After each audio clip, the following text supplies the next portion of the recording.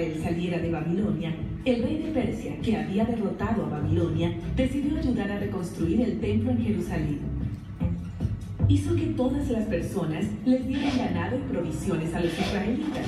Incluso devolvió toda la plata y el oro que los babilonios habían robado en el templo.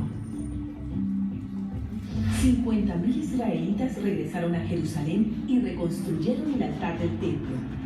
Luego pusieron las bases para reconstruirlo. Antes de que estuviera terminado, los israelitas empezaron a ofrecer sacrificios y a adorar a Dios allí nuevamente.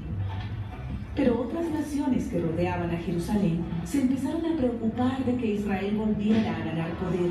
Así que sabotearon el proyecto de reconstrucción, que quedó suspendido por 16 años. Sin embargo, Dios utilizó a 2 hombres, Ageo y Zacarías, para motivar a los israelitas a terminar el templo y a no temer a sus enemigos. Continuaron con la construcción, fortalecidos por las palabras de los profetas. La oposición continuó, esta vez de parte de un hombre llamado Tatenai, gobernador de una región cercana. Él quería impedir que los israelitas hicieran la reconstrucción e intentó convencer al rey de Persia, Darío, de que detuviera a los israelitas.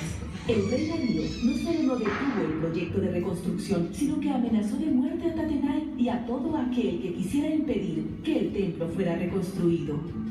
Luego hizo que Tatenai financiara a los israelitas y les diera animales y provisiones. Así que la obra continuó, y casi 70 años después de que hubiera sido destruida, los israelitas terminaron de reconstruir el templo, sacrificaron cientos de animales para dedicarlos a Dios, e hicieron que los sacerdotes regresaran a sus posiciones de liderazgo en el templo. Dios era nuevamente adorado en Jerusalén. Quiero comenzar hoy diciéndoles que este fin de semana se celebra un gran acontecimiento. No sé si ustedes saben cuál es. Se celebran 70 años de matrimonio de mi papá y de mi mamá.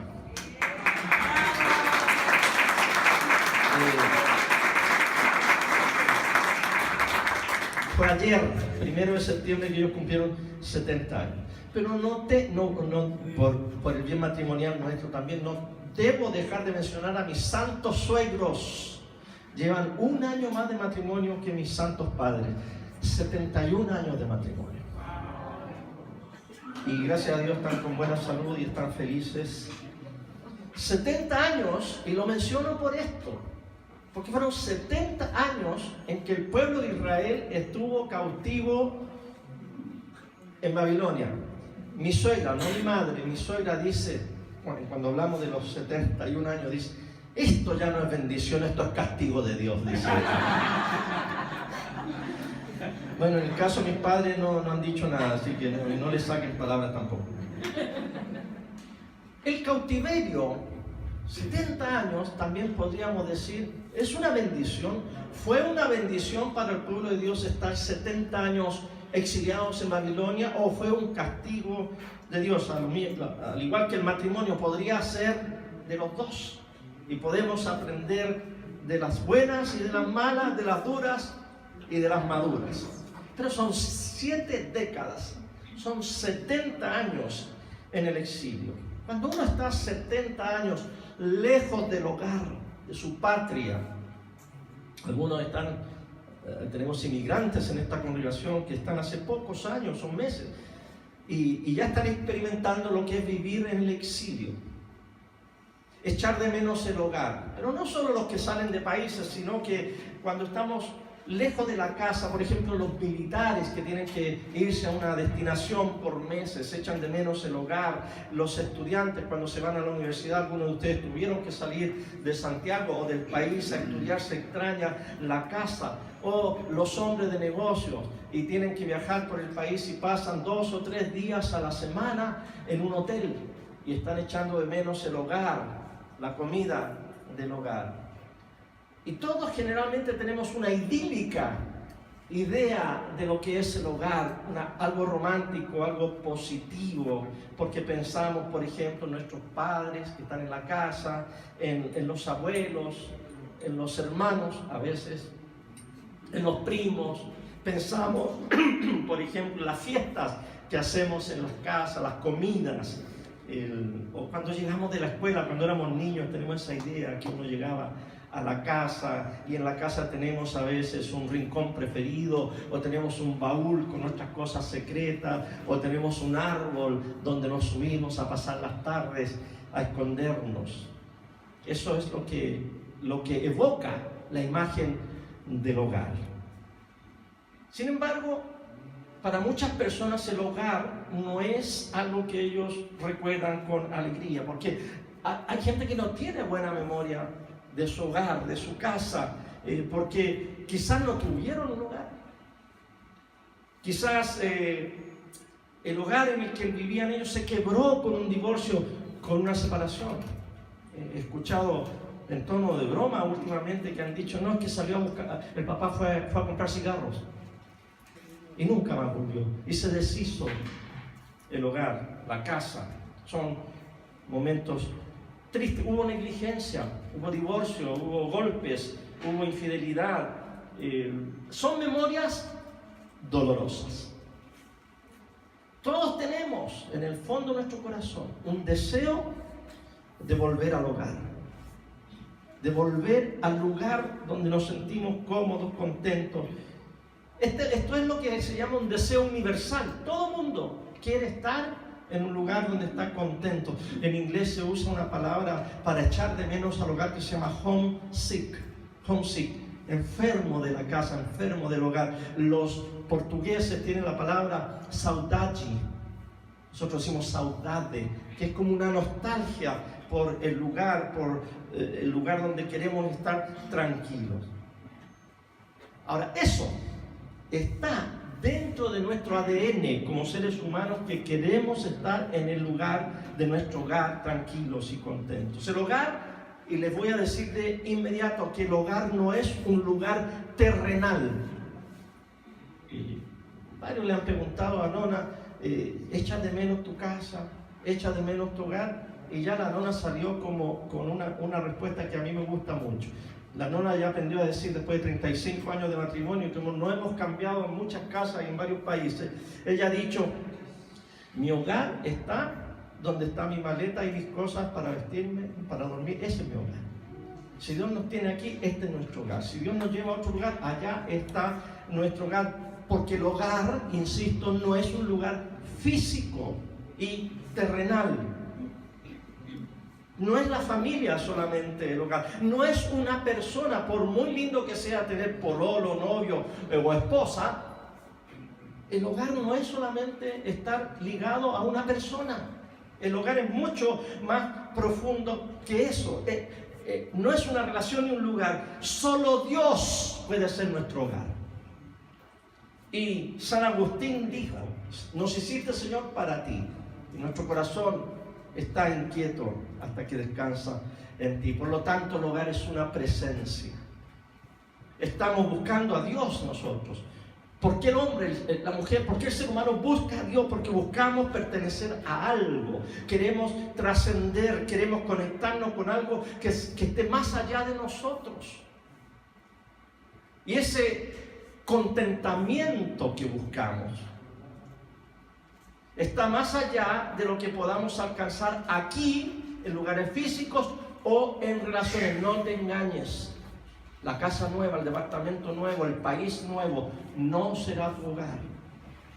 No te engañes, los hijos que tengan, los nietos o tu matrimonio futuro, ese no va a ser tu hogar. Dios es nuestro hogar.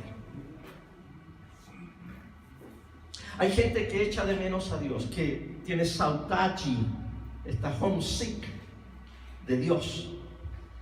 Y desgraciadamente no logran ellos conectarse con Dios, no logran conectarse con lo infinito, con lo trascendente. Abraham, por ejemplo, él pensaba que había llegado a la casa, al hogar, cuando Dios lo llamó de Mesopotamia y se fue a Israel. Y llegó ahí y esa no era su casa, no era su hogar en la tierra de Palestina, en las montañas de Israel. Moisés creció en Egipto, él también era de un pueblo exiliado y vivió allí y se crió con Faraón. Quizás podría haber dicho Egipto y la familia real del Faraón en mi hogar, y no era su hogar. Se tuvo que ir al desierto y estuvo 40 años en el desierto. Y el desierto donde conoció a su esposa y a su suegro y a la familia de Jetro no fue su hogar. Y tuvo que pasar otros 40 años caminando con el pueblo de Israel, como lo vimos en la historia, hacia la tierra prometida. Y ese desierto tampoco fue su hogar. Y cuando él pensaba que ya iba a pasar a su hogar, Dios le dijo, no. Hasta aquí nomás llega usted, y lo llevó a un monte para que viera el hogar, pero no alcanzó a vivir en un hogar.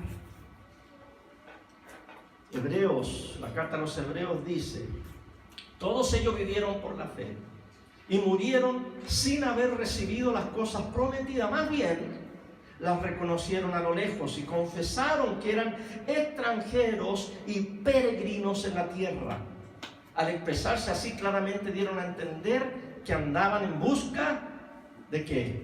De una patria. ¿Buscaban qué cosa? Una patria. Una patria. Si Dios es el hogar, entonces el hogar es una presencia que podemos disfrutar donde quiera que estemos. Esta idea de volver al hogar tiene que ver con responder a una pregunta y se las hago. ¿Por qué estamos aquí?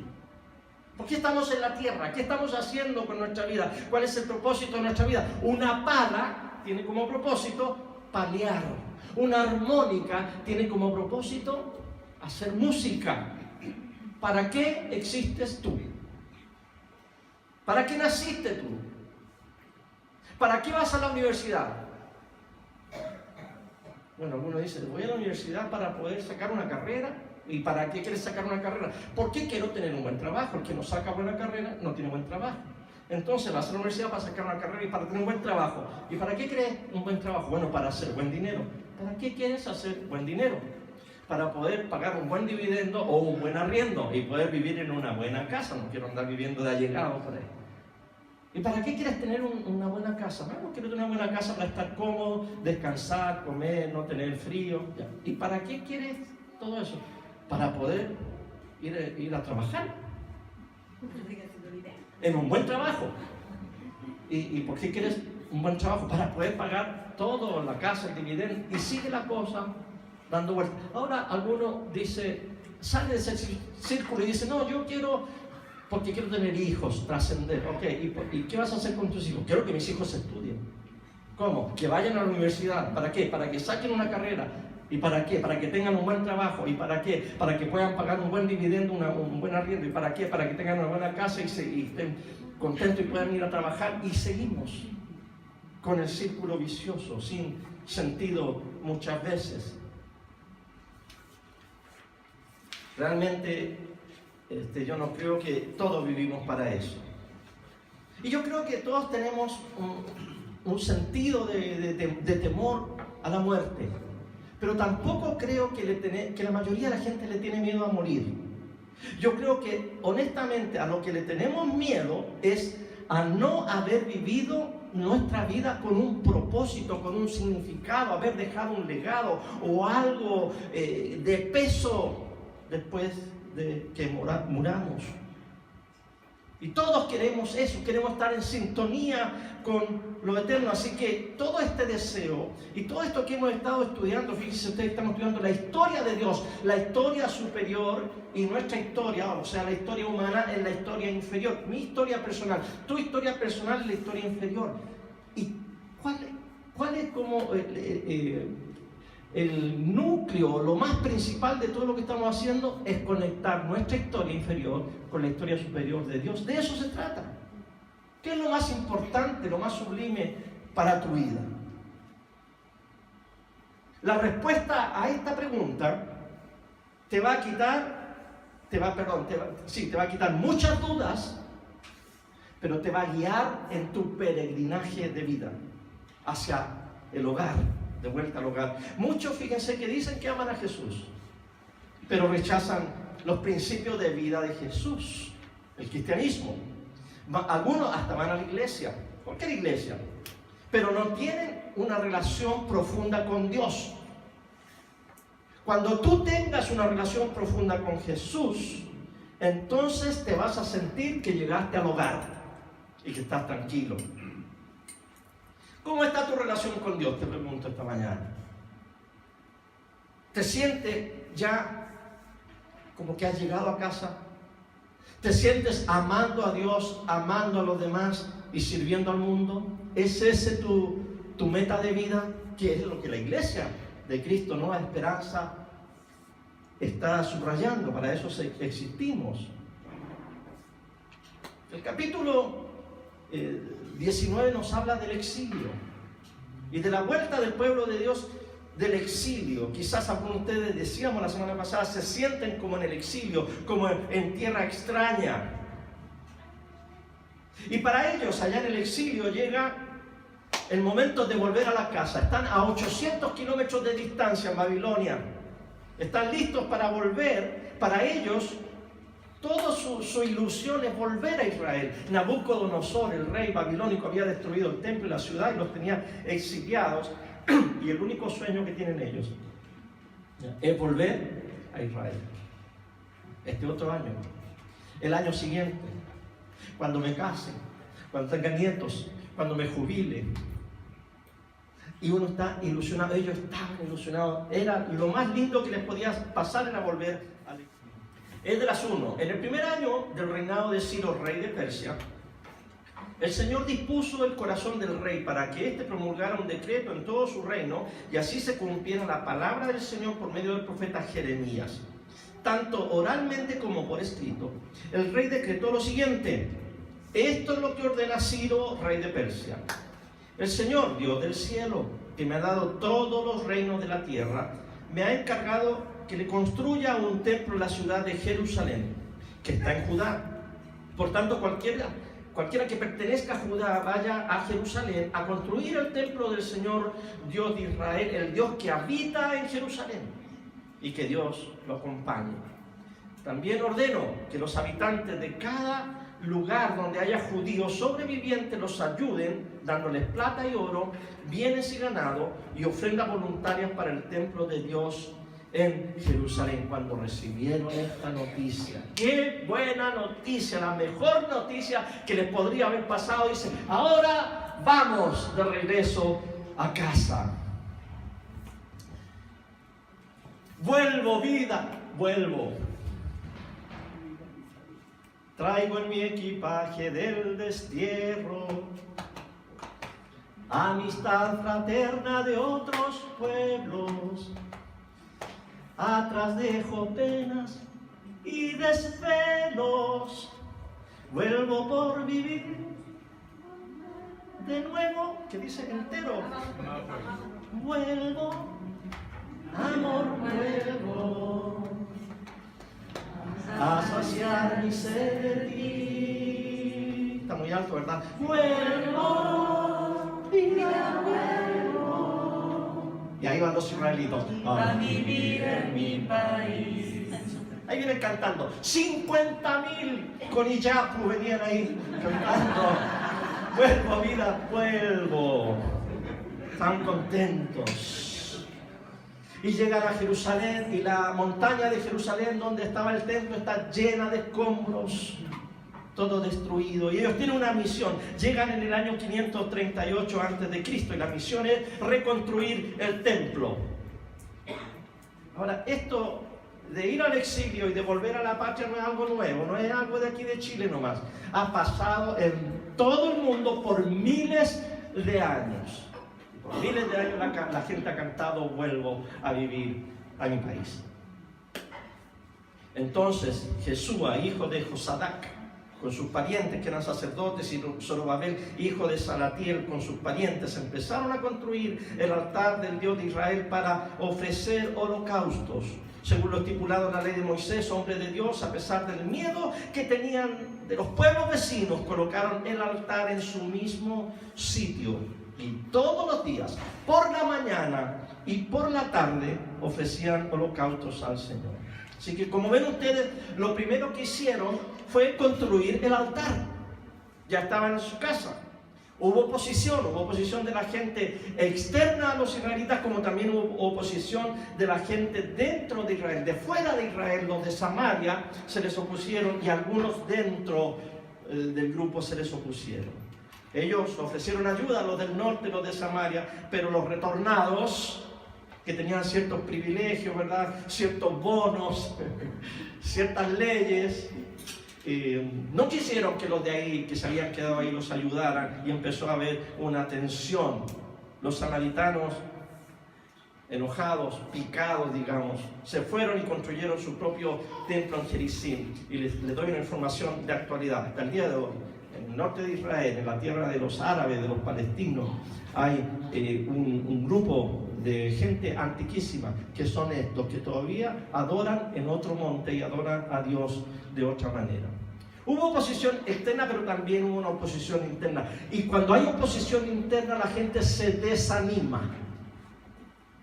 Descuidaron la construcción, se desanimaron y se preocuparon de sus propios problemas. ¿Le ha pasado eso a usted? Que se deja afectar por la gente y por la opinión de la gente, y usted escucha las voces negativas de los demás, las escucha dentro de usted mismo, de sí mismo, y ya no sigue sus proyectos. El desánimo, y les digo aquí un secreto, y usted ya lo sabe, ¿verdad? El desánimo no llega de la noche a la mañana. Uno no se desanima de la noche a la mañana. Es como la gordura, por ejemplo. Uno no engorda de la noche a la mañana, por lo que me han contado. Rick Warren, ¿conocen al pastor? El pastor Rick Warren, famoso pastor de Estados Unidos, ya está un poquito gordito. Un día se dio cuenta que ya estaba gordo y le dijo a su congregación: como pastor de ustedes este año he subido solo un par de kilos. El problema es que he sido pastor de ustedes por 35 años. Uno se ve al espejo un día o mira una foto y se compara y dice: ¿qué me pasó? ¿Cómo llegué a esto? Usted sabe, es paulatino. Uno no engorda repentinamente. Lo mismo pasa con la calvicie. Uno no se vuelve pelado de la noche a la mañana. Uno tiene que aguantar años y años que te digan los amigos: oye, te vaya a quedar pelado.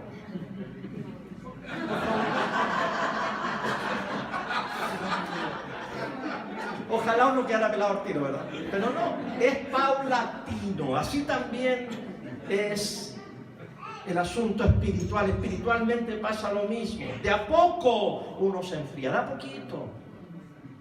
De a poco uno se va desanimando o se va desinflando como un neumático. Hoy en día los neumáticos no revientan así repentinamente. Se desinflan poco a poco, de a poquito. Se van desinflando. Y uno espiritualmente también. Hace unos minutos les pregunté: ¿qué es lo más importante para ustedes?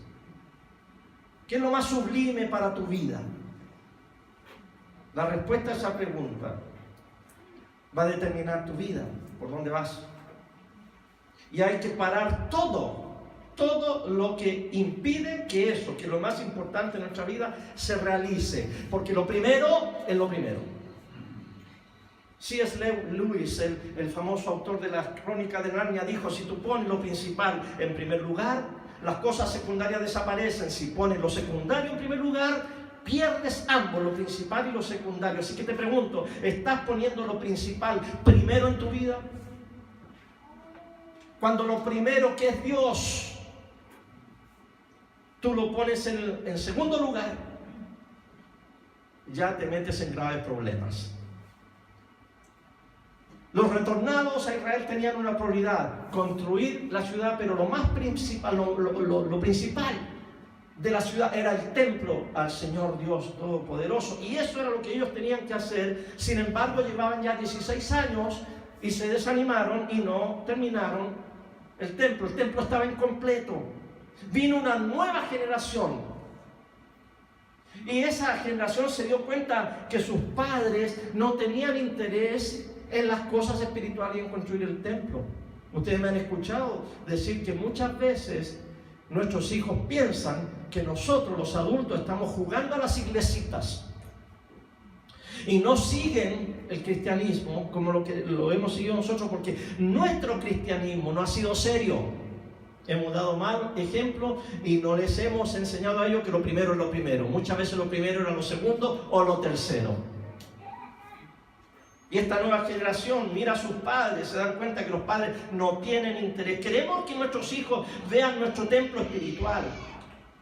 Que decimos que nuestro hogar, que nuestro gozo, que nuestra meta, pero nuestros hijos ven que esa área está completamente descuidada en nuestras vidas y luego queremos que se conviertan a Dios, que sigan a Dios como lo seguimos nosotros. No lo van a hacer porque las generaciones nuevas a veces son más inteligentes que las antiguas. El caso de la familia, no sé si les conté que una vez invitó al pastor a tomar once a la casa. Como va a venir el pastor, vamos a sacar la mejor vajilla, los mejores platos. Y entonces se sientan en la mesa y está todo muy bonito. Y había un cuchillo mantequillero de plata, valiosísimo. Entonces ahí lo usaban para poner la mantequilla. Una linda velada. Terminó la velada, se fue el pastor.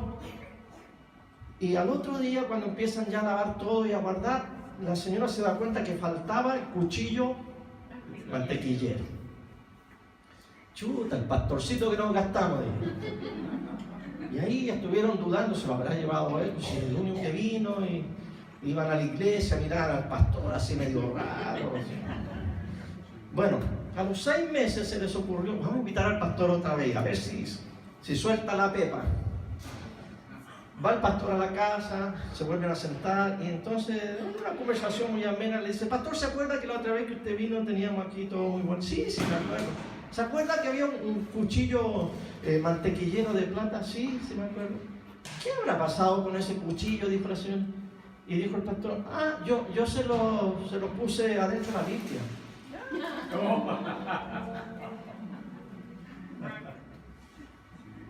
Así dice el Señor: tengo una cosa contra ti, que has dejado, abandonado tu primer amor. Recuerda de dónde has caído, arrepiéntete y vuelve a practicar las obras que hacías al principio. Si no te arrepientes, iré y quitaré de su lugar tu candelero. Claro, teníamos una saludable relación con Dios y por Dios. Y leíamos la Biblia todos los días. Pero cuando nos escondieron lo que para nosotros es valioso es la Biblia, nunca más nos encontramos, ya nunca más abrimos la Biblia, no leemos la palabra de Dios, no oramos, no servimos a los demás, no amamos a los demás, no servimos al mundo y nos vamos enfriando. Y eso pasa lentamente. Esto es lo que dice el profeta Ageo.